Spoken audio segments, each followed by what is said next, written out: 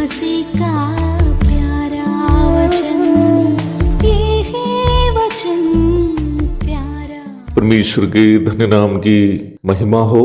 प्रभात मनन के सत्र 1861 में आप सभी का बहुत ही विनम्रता के साथ स्वागत करता हूँ। आइए आज के मनन के लिए हम एक और बार बढ़ते हैं इब्रानी अध्याय 5 पद 12।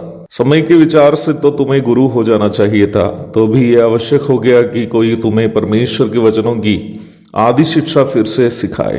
तुम तो ऐसे हो गए हो कि तुम्हें अन्न के बदले अब तक दूध ही चाहिए। हम कल आदि शिक्षा अथवा मसीह की शिक्षा की आरंभ की बातों के बारे में विचार किए थे, जिससे इब्रानी विश्वासियों को मसीहत में उनकी आयु के हिसाब से आगे बढ़ना था। परंतु वे लोग उस समय भी उधर ही थे जब ये पत्री की रचना हो रही थी। लेखक उनसे आह्वान कर रहा है कि वे वचन की प्रारंभिक शिक्षा से आगे बढ़े और वचन में छिपी हुई उन अनमोल मोतियों को पाए जो विश्वासी को मसीही परिपक्वता अथवा सिद्धता की ओर अगुवाई करती है। आज के इस मनन में वचन का अध्ययन के 3 चरणों के बारे में संक्षेप में मैं आपको बताना चाहता हूं, जो वचन अध्ययन के संबंध में एक प्रायोगिक जानकारी आपके लिए हो सकती है। मेरा विश्वास है कि यह जानकारी मुझे सुनने वाले भाई बहनों के लिए एक मददगार निर्देश हो सकता है। वचन का अध्ययन को प्रायोगिक परिप्रेक्ष्य में हम 3 चरणों में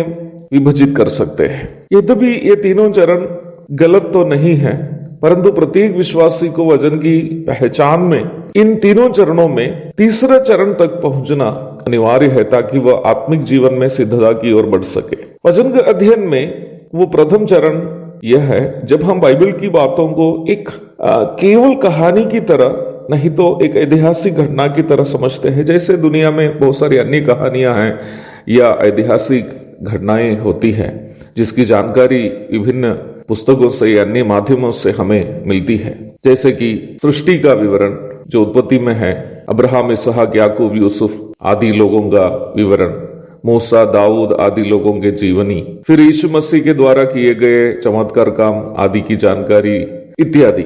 इस प्रकार की जानकारियां केवल रखनी बाइबल अध्ययन का वो पहला चरण है। ज्यादातर संडे स्कूल में जो पढ़ाई होती है, इस तरह की पढ़ाई होती है। इस प्रकार की जानकारियों को रखनी गलत तो नहीं है, परंतु इस प्रकार की जानकारी व्यक्ति के आत्मिक जीवन में बहुत ज्यादा प्रभाव नहीं डालता। मैं आपसे कहना चाहता हूं कि वर्तमान भारत के एक जाना पहचाना नास्तिकवादी एथेइस्ट श्री जोसेफ इडमबर्ग किसी समय एक कैथोलिक चर्च में संडे स्कूल अध्यापक था।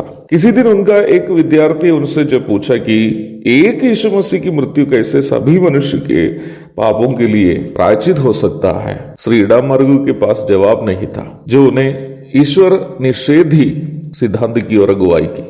वचन के अध्ययन का दूसरा चरण वचन का सैद्धांतिक अध्ययन है, जो ज्यादातर वर्तमान के बाइबल कॉलेजों में होता है। निम्न चरण के अध्ययन में वचन को बहुत गहरे स्तर में जाकर अर्थात वचन की ऐतिहासिक तथा सैद्धांतिक भूमिकाओं को समझाकर पढ़ाने की एक तरीका है, जो बहुत ही अच्छी एक तरीका है। परंतु इस अध्ययन की कमी यह है कि इस प्रकार के अध्ययन विद्यार्थी को बहुत ज्ञान प्रदान करता है और निम्न ज्ञान कई हद तक अध्ययनकर्ता को घमंडी भी बनाता है, क्योंकि वचन ही हमें बताता है कि ज्ञान घमंड उत्पन्न करता है। परंतु हमें वचन का सैद्धांतिक अध्ययन की अनिवार्यता तो है ही, पर उधर ही रुकना नहीं चाहिए। हमें तीसरे चरण की ओर बढ़ना है। वचन के अध्ययन के तीसरा चरण पवित्र आत्मा की अगुवाई में वचन के पदों में छिपी हुई अनमोल आत्मिक सच्चाइयों को जानने की क्षमता प्राप्त करनी है, जो हमें आत्मिक सिद्धता अथवा परिपक्वता की ओर अगुवाई करता है। प्रथम चरण में हम केवल कुछ बातों को जानने वाले एक आम व्यक्ति रह जाते हैं, वही दूसरा चरण में हम कई हद तक ज्ञानी हो जाते हैं। परंतु तीसरे चरण ही हमें परिपक्वता की ओर ले चलता है। मुझे ये बात कहने में बहुत खेद है कि वर्तमान समय में ज्यादातर कलीसियाओं में या फिर बाइबल कॉलेजों में भी पहला नहीं तो दूसरा चरण का ही अध्ययन होता है, जिसके कारण विश्वासी लोग आत्मिक परिपक्वता की ओर बढ़ते नहीं हैं। हमें वो तीसरा चरण जो हमें पवित्र आत्मा की मदद से वचन में छिपी हुई आत्मिक सच्चाइयों की समझ प्रदान करता है वो तीसरे चरण में वचन का अध्ययन करने की अनिवार्यता है। प्रभु दया करे, हमारा अध्ययन जारी रहेगा। और आज के लिए आपसे मैं विदा हो जाता हूँ। प्रभु के धन्य नाम की महिमा हो। आमीन।